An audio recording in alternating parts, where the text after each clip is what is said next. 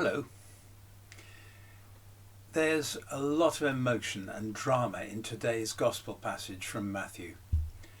The awful prophecy of Jesus to his disciples that he's about to be handed over for trial and crucifixion, the murderous rage of the chief priests and elders, the threat of civil disturbance, the outpouring of love for Jesus by the unnamed woman, the anger of the disciples, the gratitude and praise of Jesus, the plotting of Judas Iscariot and the chief priests together. Matters are coming to the boil and will shortly boil over. There are few tender passages left as Jesus' earthly life nears its end. When Deirdre has read the whole of the passage, I'm going to dispense with the anger and plotting which begin and end it, and concentrate on the central part for my reflection. When Jesus had finished saying all these things, he said to his disciples, "You know that after 2 days the Passover is coming, and the Son of Man will be handed over to be crucified." Then the chief priests and the elders of the people gathered in the palace of the high priest, who was called Caiaphas, and they conspired to arrest Jesus by stealth and kill him. But they said, "Not during the festival, or there may be a riot among the people."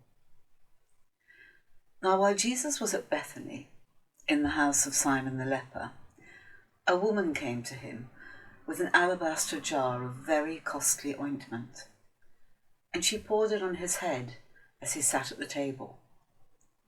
But when the disciples saw it, they were angry and said, "Why this waste? For this ointment could have been sold for a large sum and the money given to the poor." But Jesus, aware of this, said to them, "Why do you trouble the woman? She has performed a good service for me. For you always have the poor with you, but you will not always have me. By pouring this ointment on my body, she has prepared me for burial.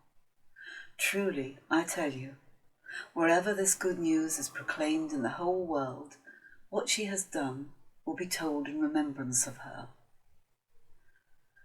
Then one of the 12, who was called Judas Iscariot, went to the chief priests and said, "What will you give me if I betray him to you?" They paid him 30 pieces of silver. And from that moment, he began to look for an opportunity to betray him. Well, let's jump ahead a bit. After the resurrection, some of the disciples return to their fishing boats on the Lake of Galilee. Jesus meets them there on the shore where he's prepared breakfast for them. After breakfast, you'll remember, he takes Peter aside and 3 times asks him the painful question, "Simon, son of John, do you love me?" It's a painful question because not that long before, Simon, and that's Simon Peter of course, has publicly denied his Lord, which might suggest that his love for him is not as constant as it should be. I don't know whether Jesus' question to Peter worries you as often as it does me if I put myself in Peter's place. What if Jesus were to ask me, "Andrew, do you love me?" In fact, there is no what if. Jesus does ask that question of me and of each one of us all the time, even though most of the time we may not be aware of it. How can I answer him? Peter's answer was, "Yes, Lord, you know that I love you." I have no doubt that his answer was totally sincere. The fact that he has let Jesus down badly doesn't change the strength of his love. Indeed, remorse for his momentary betrayal may even heighten it. Do I love Jesus? It's easy just to say, "Of course." After all, that should be the response of any Christian, shouldn't it? But how deep is my love for him? I so often feel it's totally inadequate. Actually, I know it is. No matter how powerful my love for Jesus might be, it can never begin to reciprocate the deepest love which he bestows on each of us. There is no other love in the universe like his love. If only Jesus were here in the flesh, I sometimes say to myself, I could properly feel the love that I feel for so many of the people I'm regularly with, who share my little corner of the world, particularly my own family, you, my church family, and my near neighbours. And although I know that Jesus is with us in spirit, it's not so easy, well, not for me at least, to feel the powerful emotion that love is without his physical presence. I can't be the only one who agonises over this, who is constantly aware of the feebleness of his love for Jesus, for God. I do need to be aware of it, because if I'm not, I can't take any steps towards improvement. I've come to the realisation, one which was perhaps obvious to everyone else all along, that the way in which I can best show my love for Jesus is by learning from the way he followed up his thrice repeated question to Peter. Feed my lambs, tend my sheep, feed my sheep.